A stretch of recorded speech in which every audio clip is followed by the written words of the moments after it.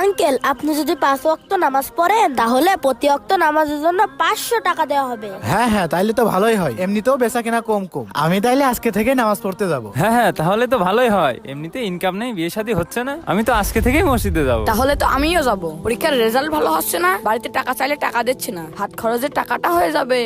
আচ্ছা ঠিক আছে, এই নিন ভাই আপনার 500 টাকা, এই নিন। আর এটা আপনার।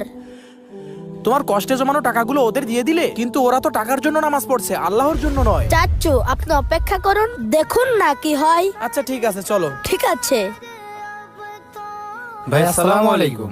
ওয়ালাইকুম আসসালাম। আসসালাম। ভাই আপনারা? ভাই আমরা টাকা ফেরত দিতে এসেছি। কেন ভাই, আপনারা কি নামাজ পড়া ছেড়ে দিচ্ছেন নাকি? না ভাই, আসলে বিষয়টা তা নয়। আমি যেদিন থেকে নামাজ পড়া শুরু করেছি সেদিন থেকে আমার ব্যবসা অনেক উন্নতি। আর আমি নামাজ পড়া শুরু করার পর থেকে অনেক ভালো ভালো জায়গা থেকে আমার বিয়ে সম্বন্ধ আসছে।